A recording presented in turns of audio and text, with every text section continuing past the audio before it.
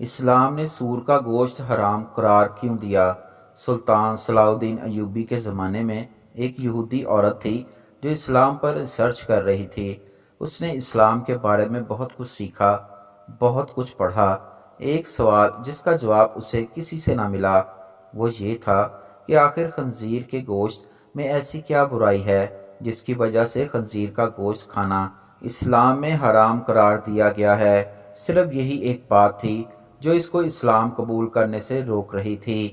اپنے اس سوال کا جواب حاصل کرنے کے لیے وہ سلطان صلاح الدین ایوبی رحمۃ اللہ علیہ کے دربار میں پہنچ گئی اور عرض کیا، سلطان معظم، میں نے اسلام کے بارے میں بہت کچھ پڑھا ہے اور بہت کچھ سیکھا ہے، حتیٰ کہ میں اس جگہ پر آ کھڑی ہوئی ہوں کہ اسلام قبول کر لوں، لیکن ایک بات ہے جو مجھے اسلام قبول کرنے سے روک رہی ہے، اور وہ بات یہ ہے کہ اسلام خنزیر کا گوشت کھانے سے کیوں منع کرتا ہے۔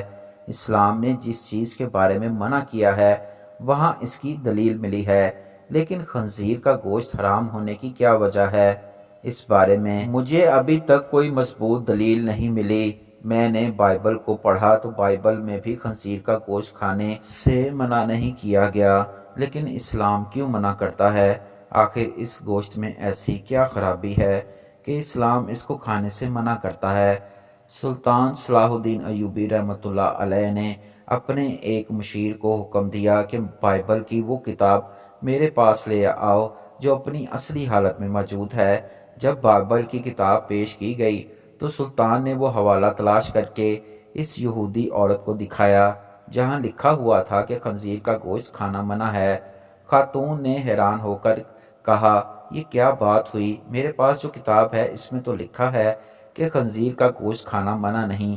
یہ سن کر سلطان نے جواب دیا، مجھے ترس آتا ہے تمہارے ان لکھاریوں پر جنہوں نے اپنی عیاشیوں کے لیے اس پاک کتاب کو اپنے لفظوں سے تبدیل کر دیا ہے۔ تمہارے پاس جو بائبل ہے یہ اپنی اصلی حالت میں موجود نہیں۔ ابھی تو میں نے صرف اس کتاب سے ثابت کیا ہے کہ خنزیر کا گوشت کھانا منع ہے، اب میں اسے سائنسی لحاظ سے بھی ثابت کروں گا۔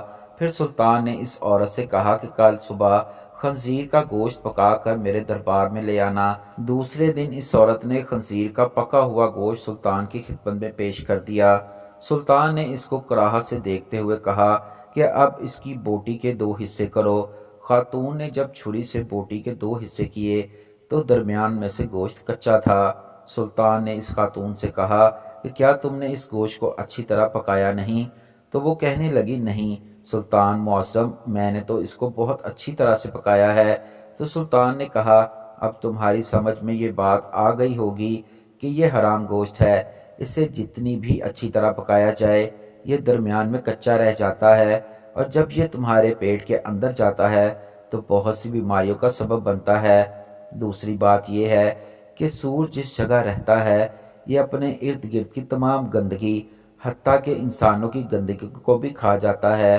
اس کی خوراک بہت ہی غلیظ ہوتی ہے، اس حوالے سے وہ غلاظت اس کے گوشت میں شامل ہوتی ہے جو بذات خود بیماریوں کا منبع ہے۔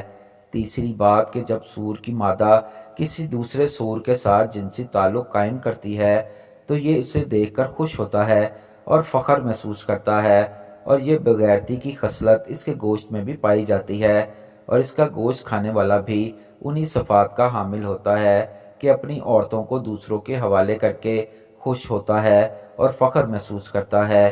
یہ واحد جانور ہے جس میں اتنی غلاظت اور بے شرمی بھری ہوئی ہے۔ جب آپ ایسے جانور کا گوشت کھائیں گے جس کی بنیاد غلاظت سے بھری ہوئی ہے تو وہ آپ کو کیا فائدہ دے گا؟ یہ بات سن کر وہ یہودی عورت سلطان صلاح الدین ایوبی کے سامنے جھک گئی اور کہا کہ سلطان معظم، اب آپ ہی مجھے کلمہ پڑھائیں۔ سلطان صلاح الدین ایوبی نے اس عورت کو کلمہ پڑھایا اور تمام دربار اللہ اکبر کے نعروں سے گونج اٹھا۔ سبحان اللہ۔